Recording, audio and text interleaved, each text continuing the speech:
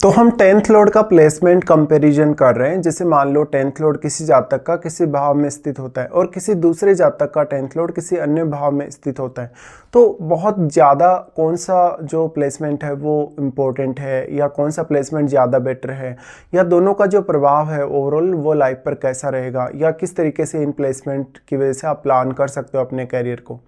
देखिए, सबसे पहले इस वीडियो में हम ये मान लेते हैं किसी का मान लो 10th लॉर्ड उसके 4th हाउस में चला गया। तो 10th लॉर्ड 4th हाउस में जाने का मतलब है वैसे तो वो अपने शत्रु के ही घर में गया है, अपने से बिल्कुल सातवें,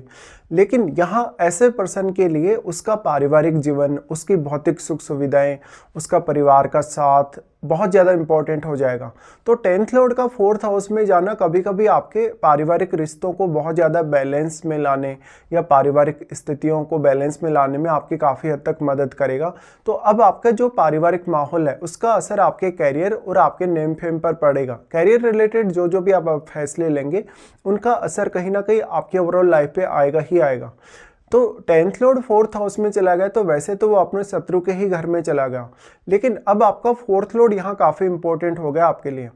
10th लॉर्ड का 4th हाउस में जाना आपको अपने कैरियर के प्रति बहुत ज़्यादा इमोशनल बना सकता है, आपको बहुत ज़्यादा भावुकता और कभी कभी बहुत ज़्यादा जुनून दे सकता है। अब आपका 4th लॉर्ड जितना स्ट्रॉन्ग होगा उतना ही ज़्यादा इस बात की संभावना होगी कि इस प्लेसमेंट की वजह से आप अपनी लाइफ को काफ़ी ज़्यादा बैलेंस में ला पाएंगे। तो ऐसा व्यक्ति जितना ज़्यादा अपने परिवार के साथ समय स्पेंड करने की कोशिश करेगा उतना ही ज़्यादा प्रायोरिटी वो अपने कैरियर को भी देगा। तो एक बहुत ही ज़्यादा बैलेंस्ड लाइफ फिर आप जी सकते हैं, लेकिन ज़्यादातर केसेस में ऐसा होता नहीं है। इसलिए नहीं होता क्योंकि आपका जो 4th हाउस में जो 10th लॉर्ड आ गया है वो किसी ना किसी अन्य ग्रह से प्रभावित है, चाहे दृष्टि संबंध से चाहे युति से। तो अब आपके लिए वो कंजक्शन या किसी ग्रह की अन्य ग्रह की दृष्टि है 4th हाउस पे, वो भी उतना ही इंपॉर्टेंट है।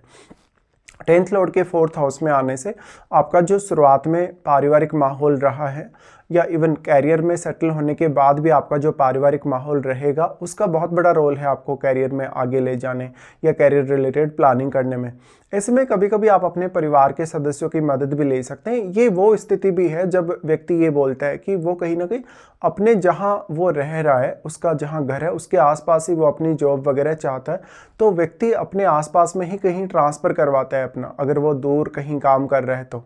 और कुछ लोग ऐसे भी हो सकते हैं हालांकि दूसरी प्लेसमेंट में जिनमें व्यक्ति दूर की ट्रेवल करता है बार बार, और वो अपने घर से ज़्यादा जितना दूर रहेगा उतना वो ज़्यादा कंफर्टेबल महसूस करता है। लेकिन यहाँ बात आपके इमोशंस की है, आपके रिश्ते भी आपको बहुत ज़्यादा इम्पोर्टेंट लगने लगेंगे, विशेषकर परिवार का साथ और परिवार से जुड़े हुए बाकी रिश्ते। ऐसे में व्यक्ति का एक सोशल सर्किल भी अच्छा क्रिएट हो सकता है कभी कभी। और इसके लिए लेकिन आपको अपने चार्ट में ओवरऑल विचार करना होगा कि जो अब आपका 10th लॉर्ड आपके 4th हाउस में आ गया, यहाँ क्या वो वक्री तो नहीं है, क्या वो अस्त तो नहीं है, किसी अन्य ग्रह के साथ भी अगर वो बैठा हो तो आपको उस पर विचार कर लेना होगा। मेजरली हम ये मान सकते हैं कि किसी का 10th लॉर्ड अगर यहाँ राहु या केतु जैसे ग्रह के साथ बैठेगा तो हो सकता है ये जो हम डिस्कस अभी तक किए हैं वो उस पर लागू ना हो।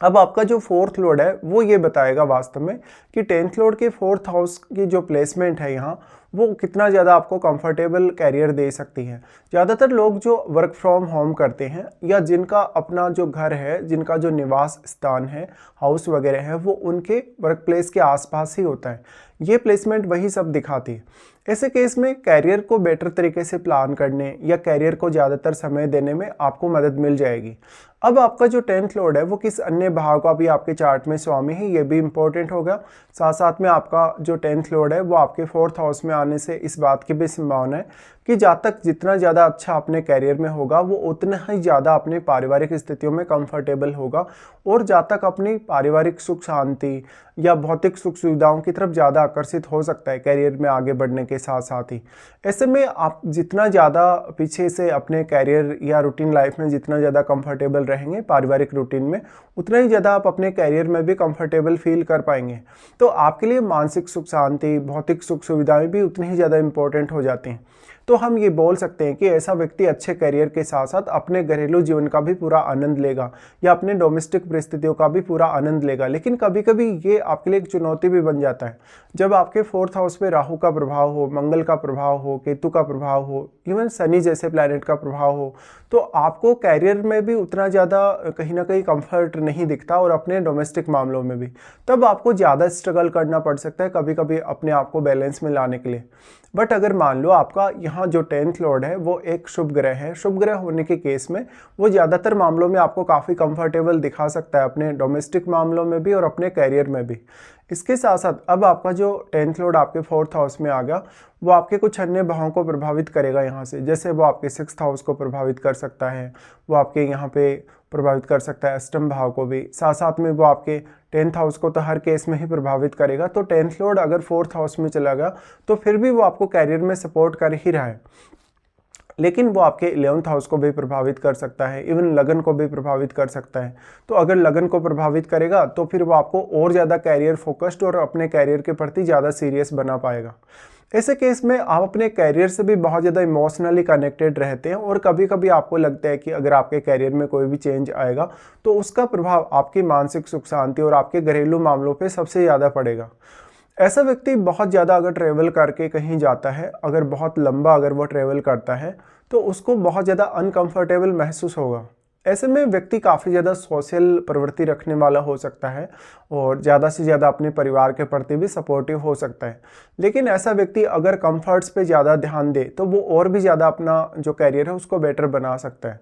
अब यहाँ 10th हाउस में बैठे हुए प्लैनेट का रोल बहुत इंपॉर्टेंट होगा, क्योंकि 10th हाउस में जो भी प्लैनेट बैठेगा वो आपके यहाँ 10th लॉर्ड को प्रभावित करेगा जो आपके 4th हाउस में बैठा है। तो 10th हाउस में जो बैठा हुआ प्लैनेट है वास्तव में वो आपके चार्ट में कौन से भाव का स्वामी है, जिससे अगर वो आपके 3rd हाउस का लॉर्ड होगा तो आपके लिए काफ़ी बेटर हो सकता है, 5th का लॉर्ड होगा तो काफ़ी बेटर हो सकता है, 9th हाउस का लॉर्ड होगा या 11th हाउस का लॉर्ड होगा तो भी काफ़ी बेटर वो हो सकता है यहाँ पे। इसके साथ ही अब अगर हम ये देखें किसी का 10th लॉर्ड उसके 6th हाउस में चला गया,